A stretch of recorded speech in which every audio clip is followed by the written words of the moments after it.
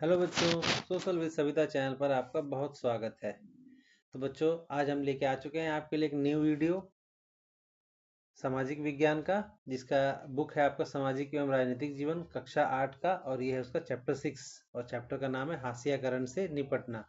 तो बच्चों, ये न्यू बुक के अकॉर्डिंग है 2025-26 के अकॉर्डिंग, और ये आपकी बुक भी है। ये देख लीजिए बुक की फ़ोटो, यही बुक है आपकी चल रही होगी अभी। तो ये है आपकी बुक। तो बच्चों, हम आपके लिए ये बताना चाहते हैं कि आपको ये बुक के अलावा आपके पास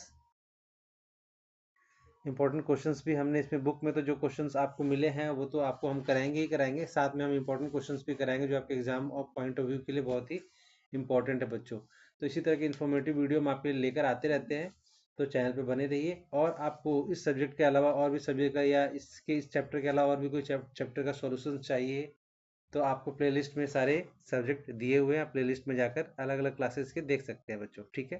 तो ज़्यादा देर न करते हुए हम शुरू करते हैं अपना टॉपिक। तो ये आ गया आपका प्रश्न नंबर 1। दो ऐसे मौलिक अधिकार बताइए जिनका दलित समुदाय प्रतिष्ठापूर्ण और समतापूर्वक व्यवहार पर जोर देने के लिए इस्तेमाल कर सकते हैं। इस सवाल का जवाब देने के लिए पृष्ठ 14 पर मौलिक अधिकारों को दोबारा पढ़ना है, ठीक है। ये तो पढ़ना ही है आपको। अब हम चलिए इसका आंसर देते हैं। उत्तर: दलित समुदाय प्रतिष्ठापूर्ण और समतापरक व्यवहार के लिए मौलिक अधिकारों का इस्तेमाल किया जा सकता है, जो कि निम्न है। एक तो है पहला, समानता का अधिकार। कानून की नज़र में सभी लोग समान हैं। इसका मतलब है कि सभी लोगों को देश का कानून बराबर सुरक्षा प्रदान करेगा। यह अधिकार में यह भी कहा गया है कि धर्म, जाति या लिंग के आधार पर किसी भी नागरिक के साथ भेदभाव नहीं किया जा सकता, ठीक है बच्चों। तो बच्चों, आपका ये दूसरा पॉइंट है स्वतंत्रता का अधिकार। इस अधिकार के अंतर्गत अभिव्यक्ति और भाषण की स्वतंत्रता, संगठन बनाने की स्वतंत्रता, देश में कहीं भी आने जाने की स्वतंत्रता, कोई भी व्यवसाय कारोबार करने की स्वतंत्रता शामिल है बच्चों, ठीक है। अब हम चलते हैं प्रश्न नंबर 2 पर। प्रश्न नंबर 2 है रत्नम की कहानी 1989 के अनुसूचित जाति एवं अनुसूचित जनजाति अत्याचार निवारण अधिनियम के प्रावधानों को दोबारा पढ़िए। अब एक कारण बताइए कि रत्नम ने इसी कानून के तहत शिकायत क्यों दर्ज कराई। तो इसका उत्तर होगा बच्चों, अनुसूचित जनजाति एवं अनुसूचित जनजाति जाति एवं अनुसूचित जनजाति अधिनियम 1989 के प्रावधानों के अनुसार ऊंचे वर्गों द्वारा दलित या आदिवासी समूह के साथ अमानवीकृत जमीनों पर कब्जा, महिलाओं का अपमान आदि करना गैर कानूनी और दंडनीय अपराध है। रत्नम ने इसी कानून के तहत शिकायत दर्ज कराई क्योंकि ऊंची जाति वालों ने रत्नम और उसके परिवार को बहिष्कृत कर दिया, उसकी झोपड़ी में आग लगा दी। इस कानून के तहत अत्याचारों के लिए ही बना है, ठीक है। ये कानून इसी तरह के अत्याचारों के लिए बना है। अब चलते हैं बच्चों नेक्स्ट क्वेश्चन पे। प्रश्न नंबर 3। सी के जानू और अन्य आदिवासी कार्यकर्ताओं को ऐसा क्यों लगता है कि आदिवासी भी अपने परंपरागत संसाधनों के छीने जाने के खिलाफ 1989 के इस कानून का इस्तेमाल कर सकते हैं। इस कानून के प्रावधानों में ऐसा क्या खास है जो उनकी मान्यता को पुष्ट करता है। तो उत्तर है बच्चों इसका 1989 के अनुसूचित जाति एवं अनुसूचित जनजाति अत्याचार निवारण अधिनियम में यह प्रावधान किया गया कि अगर कोई भी व्यक्ति अनुसूचित जाति या अनुसूचित जनजाति के किसी व्यक्ति के नाम पर आवंटित की गई या उसके स्वामित्व वाली जमीन पर कब्जा करता है या खेती करता है तो उसके नाम पर स्थानांतरित करवा लेता है तो उसे सजा दी जाएगी। कार्यकर्ताओं का कहना है कि जिन लोगों ने आदिवासियों की जमीन पर जबरदस्ती कब्जा कर लिया है उन्हें इस कानून के तहत सजा दी जानी चाहिए। उनका कहना है कि संवैधानिक रूप से आदिवासियों की जमीन को किसी और गैर आदिवासी व्यक्ति को नहीं बेचा जा सकता है। जहां ऐसा हुआ है वहाँ संविधान की गरिमा बनाए रखने के लिए उन्हें उनकी जमीन वापस मिलनी चाहिए, ठीक है बच्चों। तो आपको पता चल रहा होगा कि ये जो 1989 जो है आदिवासी जनजाति जो अत्याचार निवारण है कितना ही महत्वपूर्ण है ऐसे लोगों के लिए जिन पे अत्याचार किया जाता है दूसरे समुदायों के द्वारा, ठीक है बच्चों। तो चलिए हम शुरू करते हैं महत्वपूर्ण क्वेश्चंस जो आपके एग्जाम के लिए बहुत ही इंपॉर्टेंट है। इसको पढ़ लेंगे तो आप इसमें से एक भी क्वेश्चन आपका छूटेगा नहीं पेपर में, ठीक है बच्चों। तो ये प्रश्न नंबर 1, और इसको नोट भी कर लेंगे कॉपी में ताकि आपको जब एग्जाम आएगा आपका तो आपको रिवीजन करने में बहुत आसानी रहेगी। हाशिए पर पड़े तबकों ने मौलिक अधिकारों को किन दो रूपों के इस्तेमाल किया है। प्रश्न नंबर 1 है बच्चों। तो उत्तर है मौलिक अधिकारों पर जोर देकर उन्हें सरकार ने अपने साथ हुए अन्याय पर ध्यान देने के लिए मजबूर किया है। दूसरा, उन्होंने इस बात के लिए दबाव डाला कि सरकार इन कानूनों को लागू करे। कई बार हाशिए के संघर्षों की वजह से सरकार के मौलिक अधिकारों की भावना के अनुरूप नए कानून बनाने पड़े हैं, ठीक है बच्चों। अब चलते हैं नेक्स्ट क्वेश्चन पर। क्वेश्चन है प्रश्न नंबर 2। संविधान के किस अनुच्छेद में अस्पृश्यता या छुआछूत के उन्मूलन के लिए वर्णन किया गया? तो संविधान के अनुच्छेद 17 और अनुच्छेद 15 में यह इसका वर्णन किया गया है। ठीक है बच्चों, अब चलते हैं प्रश्न नंबर 3 पर। तो ये है आपका प्रश्न नंबर 3, अस्पृश्यता क्या है? तो अस्पृश्यता एक सामाजिक कुरीति है जिसमें समाज और कुछ वर्गों के साथ छुआछूत या दुर्व्यवहार किया जाता है, जैसे पढ़ना, मंदिरों में जाना, सामाजिक सुविधाओं के इस्तेमाल पर रोक लगाना आदि शामिल है। इस अस्पृश्यता के कुरीति की वजह से ही हमारे जो संविधान निर्माता डॉक्टर अम्बेडकर हैं, भीमराव अम्बेडकर, उनके साथ भी ऐसा ही भेदभाव किया जाता था पहले। ठीक है बच्चों, अब चलते हैं नेक्स्ट क्वेश्चन पर, प्रश्न नंबर 4 पर। सामाजिक न्याय को प्रोत्साहन करने के लिए सरकार द्वारा कौन कौन से कदम उठाए गए हैं? तो उत्तर बच्चों, कई स्थानों पर दलित और आदिवासियों को सरकार की ओर से मुफ्त या रियायती दरों पर उनके लिए अनेक विधिक अन्य सेवाएं खोली गई हैं बच्चों। ठीक है, प्रश्न नंबर 2 है पॉइंट 2 है, आरक्षण की व्यवस्था भी इन लोगों पर सामाजिक न्याय देने के उद्देश्य से किया गया है। थर्ड पॉइंट है बच्चों, शिक्षण संस्थानों में सरकारी में दलितों और आदिवासियों को सीट पर आरक्षण किया, जिसको आजकल रिजर्वेशन आप कहते हैं, इनको दिया गया ताकि ये भी मुख्य धारा में आगे बढ़ सके। और चौथा है आपका शिक्षण संसाधनों में इन्हीं वर्गों के विद्यार्थियों को सरकार विशेष छात्रवृत्ति भी देती है। ठीक है बच्चों, अब हम चलते हैं नेक्स्ट क्वेश्चन पे।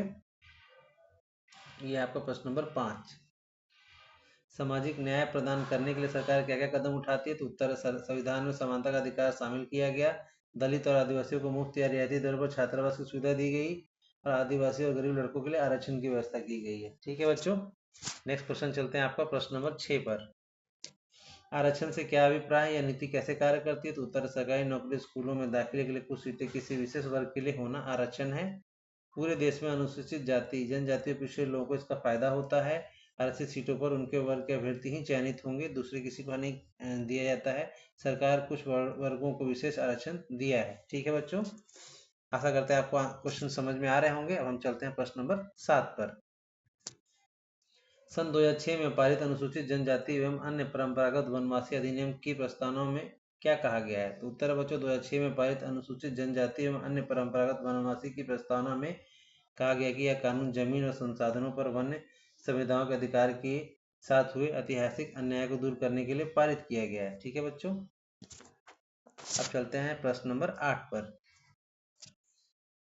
अनुसूचित जनजाति एवं परंपरागत वनवासी अधिनियम 2006 में क्या प्रावधान है? तो उत्तर बच्चों, इस कानून के अनुसार जैव विविधता संरक्षण में वनवासियों के अधिकार में आता है।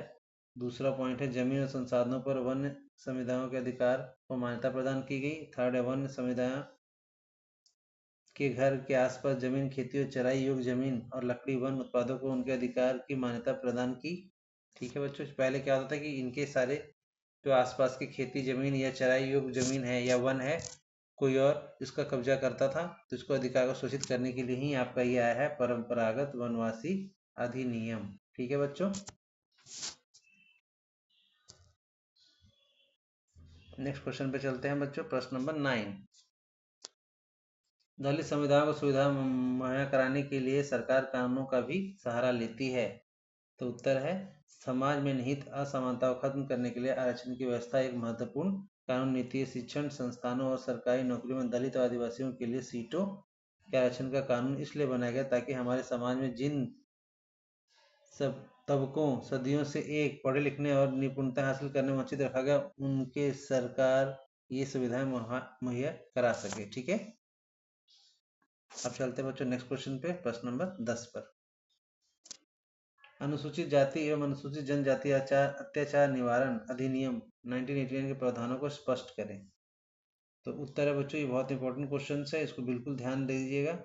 उत्तर है इसका पॉइंट 1, कोई भी व्यक्ति अनुसूचित जाति जनजाति के किसी व्यक्ति पर आवंटित जमीन पर कब्जा अधिकार नहीं कर सकता। दूसरा है, अनुसूचित जाति एवं जनजाति के किसी महिला को अपमानित करने पर दंडित करने का अधिकार है उनको।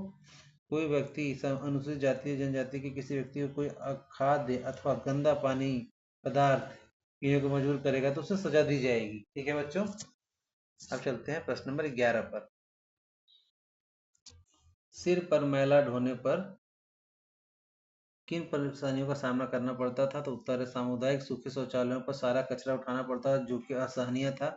झाड़ू और टीन की सहायता से पशु और मनुष्यों का मल मूत्र साफ किया जाता था। इन कार्यों को करने में अमानवीय स्थिति से गुजरना पड़ता है जिससे उनके स्वास्थ्य पर गंभीर खतरा बना रहता था।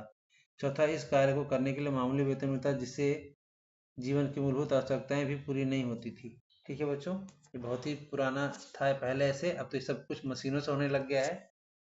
ये सीवर की सफाई सब देखते हैं, अब मशीनों से किया जाता है। कुछ कुछ जगहों पे अभी चलता है थोड़ा, लेकिन अब सब कुछ मशीनों से होने लगा है। अब चलते हैं बच्चों नेक्स्ट क्वेश्चन पे, प्रश्न नंबर 12। दलितों और आदिवासियों के लिए आरक्षण कारगर सिद्ध हो रहा है, तर्क सहित उत्तर दो। उत्तर, हाँ, दलितों और आदिवासियों के लिए आरक्षण कारगर सिद्ध हो रहा है। आरक्षण से सामाजिक न्याय मिल रहा है उनको, आरक्षण से व्याप्त असमानताएं दूर हो रही है, आरक्षण से दलित समुदाय आर्थिक रूप से सबल हो रहे हैं, आरक्षण से उनका शैक्षिक स्तर ऊपर उठ रहा है। ठीक है बच्चों, अब नेक्स्ट चलते हैं प्रश्न नंबर 13 पर। बहुत ही इंपॉर्टेंट क्वेश्चन है ये आपका। प्रश्न नंबर 13, संविधान का अनुच्छेद 15 एवं 17 सामाजिक न्याय के लिए कारगर हथियार है, व्याख्या करिए। तो हाँ, संविधान अनुच्छेद 15 एवं 17 सामाजिक न्याय दिलाने के लिए कारगर हथियार सिद्ध हुए हैं। सबसे पहले अनुच्छेद 15 को देखते हैं। इस अनुच्छेद के आधार पर किसी भी व्यक्ति को जाति, धर्म, नस्ल, लिंग आदि के आधार पर भेदभाव नहीं किया जाएगा। और उसी तरह से अनुच्छेद 17 है। इस अनुच्छेद के आधार पर छुआछूत पूरी तरह प्रतिबंधित है। अब कोई भी व्यक्ति दलितों को मंदिर जाने, पढ़ने और सार्वजनिक सुविधाओं के प्रयोग करने में रोक नहीं सकता है। ठीक है बच्चों, आशा करते हैं आपको आज का क्वेश्चन आंसर बहुत ही समझ में अच्छे से आया होगा, और वीडियो को लाइक कर लें। तो आपका ये वीडियो देखने के लिए बहुत बहुत धन्यवाद। Thank you for watching. Please इसको लाइक भी कर दीजिएगा, शेयर भी कर दीजिएगा, और उसमें कमेंट भी करना ना भूलें। और अगर आप चैनल पर नए हैं तो चैनल को सब्सक्राइब कर लिया। हम ऐसे ही इन्फॉर्मेटिव वीडियो आपके लिए लाते रहते हैं। तो लास्ट में कमेंट करना ना भूलें। चैनल पर बने रहने के लिए आपका बहुत बहुत धन्यवाद।